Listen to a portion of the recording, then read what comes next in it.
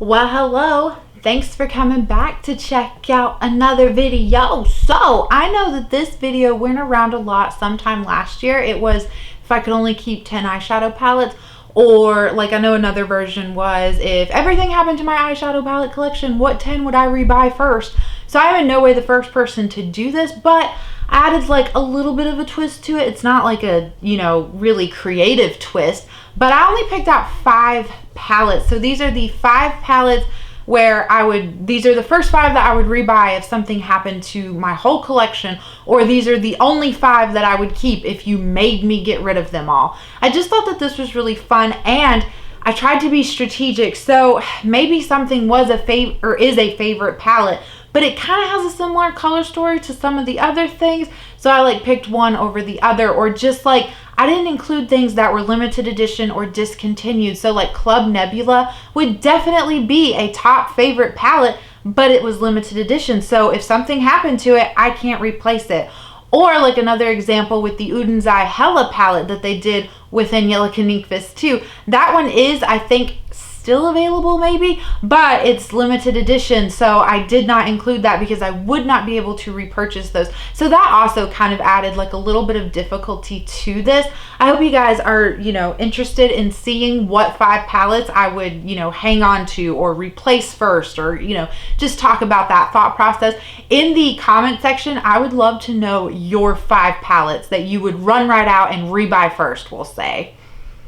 Okay, so I'm not like going to talk about these in any particular order. Like this isn't like a ranking video, But when I was looking through my collection, I was like, all right, well, even though you have been wearing more colorful shades, you do still need like a good grounding neutral palette. So what neutral palette would I repurchase first if, all the other ones just up and vanished?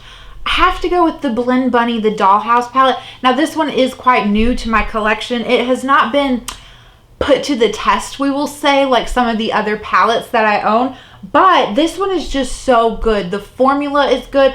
I have not found a dud shade within this palette. This is the perfect neutral palette in my opinion. It goes from really light to really dark. I really enjoy that. This row here, I know it always on camera kind of looks like it's just black, but it's different, like really dark blackened shades that correspond to the rows. So for instance, this one is like an olivey green, this one is like a plummy purple, you've got like the eggplant.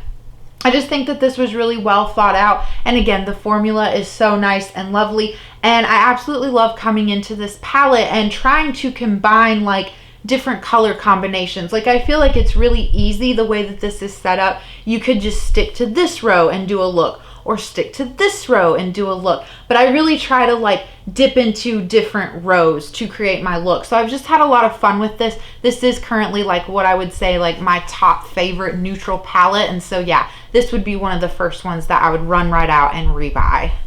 Okay, so you need a good neutral palette, but I feel like you also need that good rainbow palette. Now this one's kind of easy, I guess, to guess, because I only have one like true rainbow palette within my collection, but I absolutely love it and I don't want anything bad to happen to it.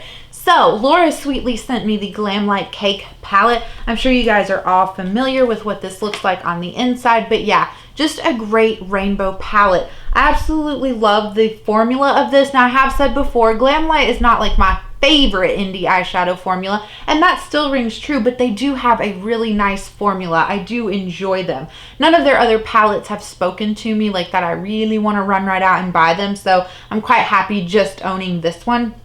That's really neither here nor there. I feel like this is just a great rainbow palette. You can do so much with this. You can combine this with the Blend Bunny palette and get a lot of fun looks out of it. You can use just this palette if you're just wanting to be more like colorful and like peacocky that day, So this is definitely one that I feel like has a forever home within my collection, just simply because it does have a lot of those bright, fun, poppy rainbow shades that I feel like are necessary to, kind of have like a well-rounded collection. Like that's what I was going for when I picked out these 5 palettes. Like I want to do all of the looks that I enjoy doing.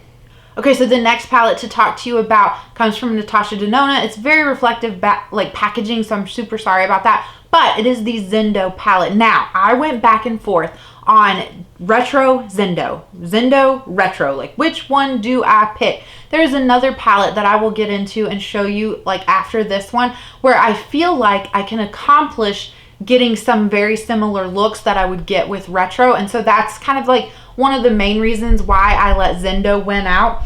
Also, this is just such a fun palette. It's a great mix of like warm and cool tones, which is something that I don't do quite often, but when I pull this palette out, like it makes me want to do that. Does that make sense? I also have to say, you guys have heard me say many a time that I am not a fan of an all matte look. This palette though changed that for me. So I really enjoy going in with this Zeal shade, which is this darker like khaki green shade. And then I love layering the Mantra shade on top of it, which is like the foresty green. And then all over the lid putting Breath. So one, that's an all matte look, and it has a pastel shade in it. It's one of my favorite looks to do when I dip into this palette. So yeah, I just feel like this gives me a good variety of those warm and cool tones and kind of pads out what those other two palettes are missing. All right, so two drugstore palettes next. They both come from BH Cosmetics. Now I know it's kind of like up in the air because yes, BH Cosmetics filed for Chapter 11 bankruptcy and they've been bought out by Makeup Revolution, and I am still salty. I do not trust this, okay? But technically they are still in existence. You can get their palettes off the BH website, Beauty Bay, Ulta. So I still am going with them as an option. So these round out like my last two picks is BH Cosmetics.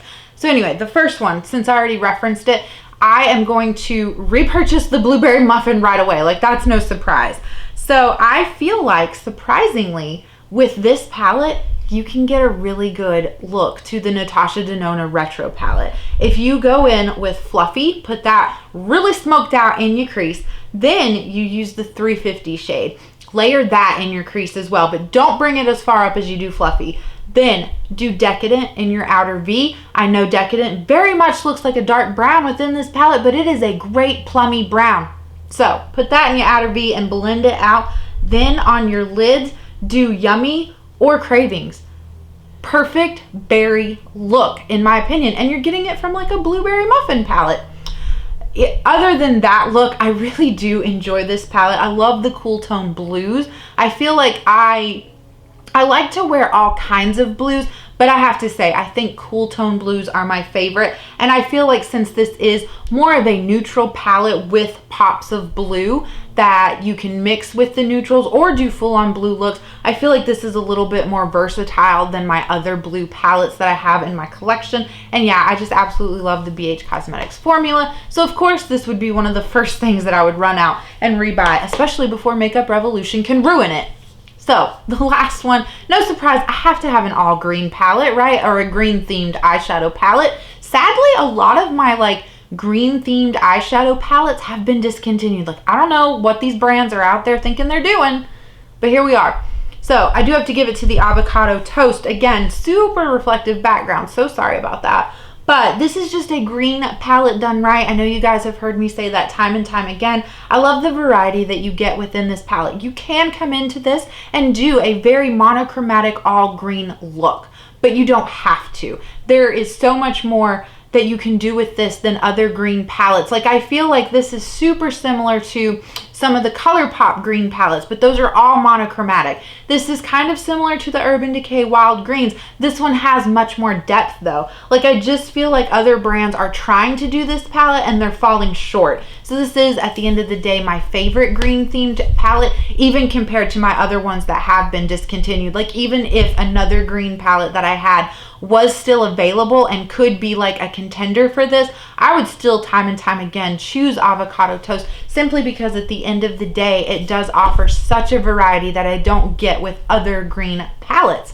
So that is all 5 of the palettes that I would run right out and rebuy, or like, you know, if I could only keep 5 in my collection, these are the 5. However you want to look at this video, I don't know what I'm going to call it, but that is it. Again, I would love to know your answer down below to what 5 you would like keep or rebuy first. I think this is going to be a lot of fun to talk with you guys in the comments about, and I can't wait for that. So again, I appreciate you so much for watching, for sticking around, and I will catch you in the next video. Bye.